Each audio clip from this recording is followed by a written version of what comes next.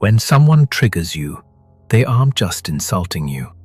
They are testing how cheaply your mind can be bought. Society sold you a beautiful lie that protecting your ego is natural. It is not. It is a weakness. Today, I'm going to show you a hidden psychological architecture that will permanently strip people of their ability to alter your heart rate. Forget about meditation. We are going to build armor.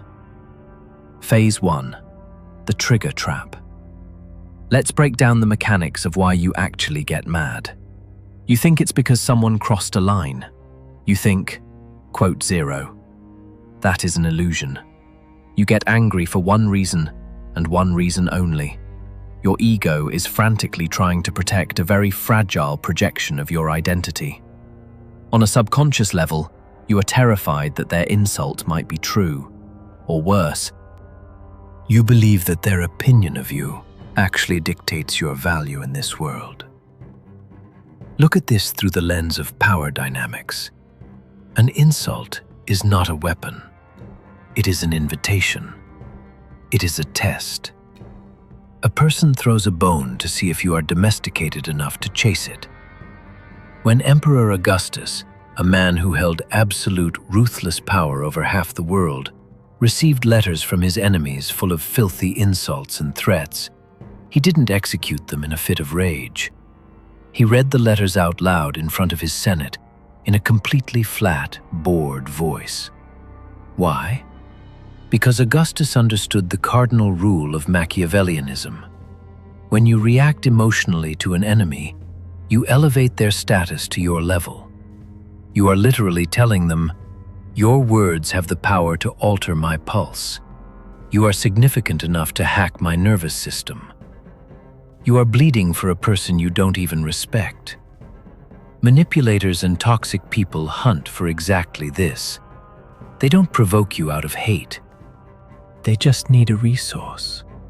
They want to see if they can press a button and make you dance.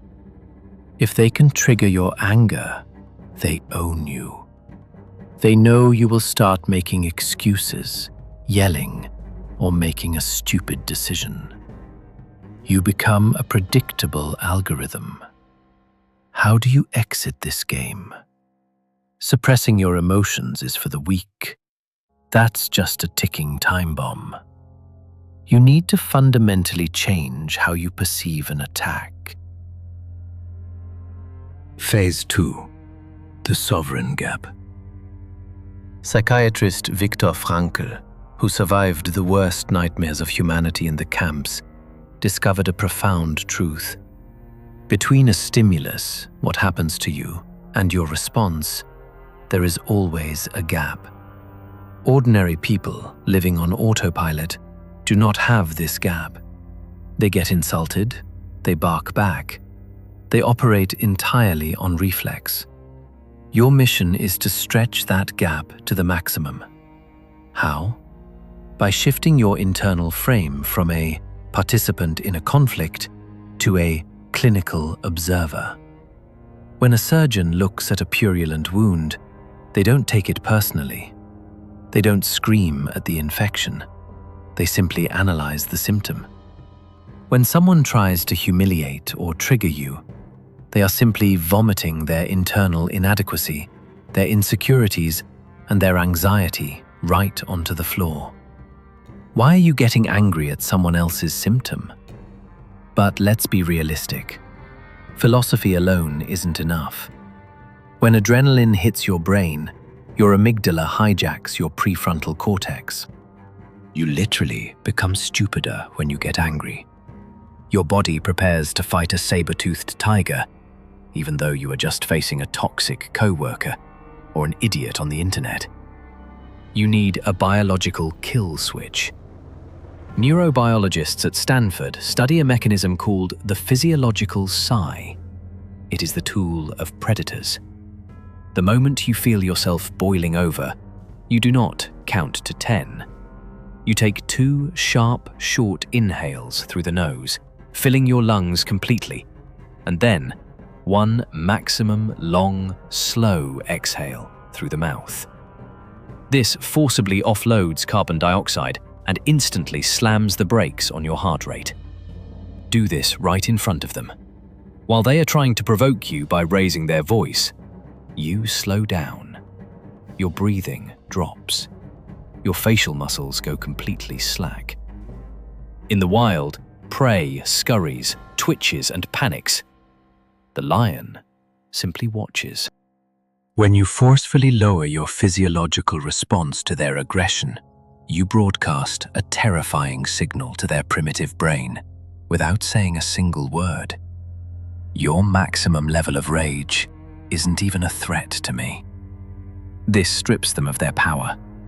They brought a storm to the foot of a mountain, and the mountain does not care about the rain. Phase 3. The Pathology of Offense. Even if you learn to hit the brakes on your pulse, you will still snap if you don't understand one brutal truth. Your anger is born from a delusional illusion of control. You subconsciously believe you can control how other people speak, think, and act. You cannot. And the moment you demand that reality bend to your expectations, reality simply breaks you in half. To be offended is a choice. It is a voluntary surrender of your position. Cato the Younger was one of the toughest, most unyielding politicians of the Roman Empire. His rivals despised him. One day in the Forum, a political enemy walked right up and spat directly in his face. Cato didn't strike him. He didn't draw a weapon. He didn't even raise his voice. He calmly took out a cloth, wiped his face, and said, "I will swear to anyone who doubts it that people are wrong when they say you don't know how to use your mouth." Another time, during a heated argument, Cato was struck in the face. When the man later came to him in terror to apologize, Cato looked at him with an empty stare and said, "I don't remember being hit." Why did he do this? Was he weak? No. He was a walking fortress. Because to acknowledge the strike is to acknowledge the striker. Cato refused to grant his enemies validation. He refused to acknowledge the very fact of their existence in his emotional reality. Because to accept their insult would mean lowering his status to their level. When you say, "You made me mad," you are admitting defeat. You are literally declaring to the world, "My emotional state is cheap, fragile, and any idiot has access to it." People think showing anger proves their strength. "Don't mess with me, I have a bad temper." That is the mating call of the weak. A bad temper is a leaking faucet. It only shows that you lack the structural integrity to withstand pressure. The most dangerous people on this planet do not scream. They possess a terrifying, endless, ice-cold patience. Why would they spend their most valuable resource, their neurochemical focus, on a person they don't even respect? Treat another person's insult as a pathology, as a disease of the weak, and you will stop getting infected by it. Phase 4. The Economy of Provocation. To become absolutely untouchable, you must forever stop looking at human interaction as a social exchange. It is not an exchange. It is pure economics. Your attention is hard currency. Your emotional baseline is your main capital. Every day you walk out into the world possessing this massive wealth, and every day emotional beggars approach you. They aren't asking for money. They are asking for a reaction. They want to tear off a piece of your focus and drag you into their chaotic, impoverished emotional economy. When you lose your temper, you literally open the door to your vault and hand them your gold.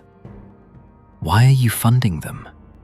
Why are you subsidizing the fragile egos of people who cannot even manage their own minds? Julius Caesar perfectly understood this currency of dominance.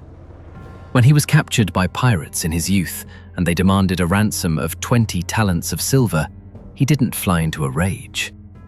He didn't scream at his captors. He laughed in their faces. He told them they had no idea who they had caught and demanded they increase the ransom to 50 talents. For nearly 40 days, he lived among them. He didn't hide and he didn't throw tantrums. He wrote poetry, read it aloud to the pirates, and when they failed to appreciate his art, he absolutely calmly called them illiterate savages. He ordered them to be quiet when he wanted to sleep, and in that same polite, casual manner, he promised that as soon as the ransom was paid, he would return and crucify every single one of them. They thought it was the joke of an arrogant boy, but he wasn't angry. He was simply stating a historical fact. The ransom was paid. Caesar returned with a fleet and executed them all, exactly as he promised. Without emotion, without rage. Cold, mechanical execution. Anger is an emotion of the powerless. It is a theatrical performance designed to convince the other person that you are dangerous. But true danger does not need a theater. The lion does not roar at the gazelle before it strikes. Phase 5. Projective Identification. You need to understand the dark architecture of any attack. When someone insults you, you think they are talking about you. That is the cognitive illusion of your ego. In psychoanalysis, there is a terrifying, almost parasitic phenomenon: projective identification. When a person's inner world is rotting, when they are consumed by shame, inadequacy, and self-loathing, the internal pressure becomes unbearable. To survive, they must export this toxicity. They need a quote_0, quote_. They look for someone stable, someone calm, and they attack. They devalue your achievements. They cross boundaries. Understand this. They are not attacking you. They are attempting a data transfer. It is a virus upload. They want you to feel the exact same anxiety, worthlessness, and rage that they live in. The moment you raise your voice and clench your fists, the upload is complete. You are infected. You just acted as an emotional landfill for a broken human being. How do you block this transfer? Shift your focus to __, quote_1__. Not empathy.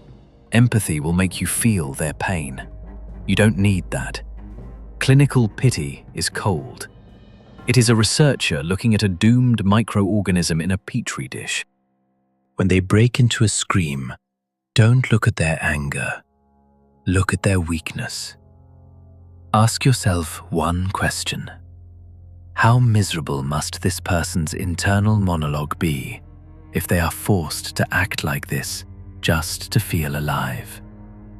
And your anger will evaporate. You cannot be angry at a symptom. Phase 6. Asymmetrical agreement. But what do you do if you can't just observe? What if the manipulator is standing right in front of you, backing you into a corner and demanding an answer in front of other people? Rule number 1.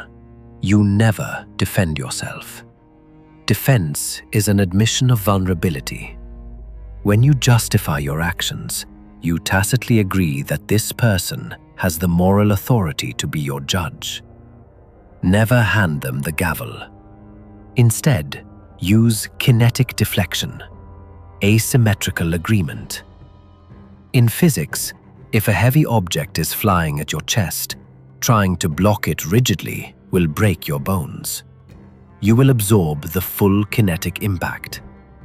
But if you take a half step to the side and pull the object in the direction it was already traveling, it will lose its balance and collapse under its own weight.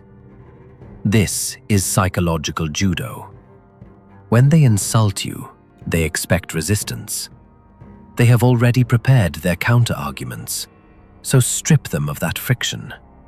Agree with their premise, but amplify it to a degree of such ruthless bluntness that it short-circuits their brain. For example, a toxic opponent says, quote, 0. The ego's reaction: that's not true. I do so much for everyone. Boom. You hit a wall. They pierced your armor. The asymmetrical agreement reaction: you look them in the eye, your face relaxed, and you say, you are absolutely right. I am entirely focused on my own trajectory, and my reality is more important to me than anything else. What is your point? Watch their cognitive gears grind to a halt. They forged a weapon to make you feel shame, and you took it, acknowledged that it was sharp, and calmly placed it in their pocket. If they tell you, you think you're better than everyone else, reply, I simply maintain standards that make most people uncomfortable. If they say, you are impossible to deal with, reply, I have zero tolerance for mediocrity. If that makes me impossible, then I am extremely impossible. This is the total weaponization of your shadow. The manipulator feeds on your fear of exposure. When you proudly hand them your flaws on a silver platter yourself, they realize they have zero leverage. The insult simply dies in the air. Phase 7. The death of the ego. Why do clinical pity and asymmetrical agreement make you untouchable? Because they require you to kill the one thing that makes you weak, your ego. Since childhood, we are taught, defend your honor, build your self-esteem. It's a trap. The ego is a bullseye painted on your chest. The bigger it is, the easier you are to hit. The more you care about how you are perceived, the more surface area you offer the world to strike you. Marcus Aurelius, an emperor who possessed absolute power, made a habit of breaking down grandiose things into their primitive components. He would look at the imperial purple robe and say to himself, quote, 0. He would look at vintage wine and say, quote, 1. He stripped the illusion of significance from the world. Do the exact same thing with human opinions. When someone attacks you, strip away the illusion. What is actually happening in reality? A primate wearing clothes is vibrating their vocal cords, creating sound waves. Those waves hit your eardrum. That is the entire physical reality of an insult. It is just moving air. Ask yourself, why are you allowing vibrating air to spike your blood pressure? The people you are getting angry at, do they have the life you dream of? Do they possess a mind you respect? Almost always, the answer is no. They are chaotic, undisciplined, and unhappy. So why do you so desperately crave the approval of incompetent people? Kill that craving inside you, and you will become a ghost in their coordinate system. Absolutely untouchable. Everything we talked about today is not just a set of psychological tricks that you will forget by tomorrow morning. It is a neurobiological rewiring. It is the construction of an impenetrable iron citadel inside your skull. The next time someone pulls the trigger, the next time an insult, passive aggression, or blatant disrespect flies your way, you will not react like before. You will feel that ancient, primitive urge to strike back. You will feel the heat in your chest, but you will stop. You will take a double inhale. You will slow your breathing. You will look at the person standing in front of you, not as a threat, but as a fascinating psychological specimen. You will see their ego thrashing in agony. You will recognize the virus they are trying to pass to you, and you will step aside. You will agree with them. You will let their own momentum throw them off the cliff, while you remain standing, absolutely, terrifyingly still. In that moment, the world will suddenly change. You will begin to see the strings attached to everyone around you. You will see how easily they are manipulated, how quickly they are thrown into blind rage by cheap provocations. You will see the matrix of emotional slavery that the rest of humanity lives in. But you will be on the outside. You will finally understand that true power is not the ability to crush someone with your anger. True power is looking straight into the eyes of a person who is actively trying to destroy you and feeling absolutely nothing. You become a void in which their emotions drown. And in that void, you find total control. But as you build this immunity to the outside world, one chilling realization awaits you. When the noise of other people's opinions finally dies down, when you are no longer distracted by someone else's aggression, you will be left in total silence, alone with your own mind. And you will have to ask yourself a question. Were you really angry at them? Or were you angry at yourself for granting them access to you for so long? If this video opened your eyes, understand one thing. This is only a fraction of what I can say publicly. If you've watched up to this second, you are no longer like the rest. Subscribe to the channel if you haven't already. Most people will never do this. It is more comfortable for them to remain victims. That is the whole point.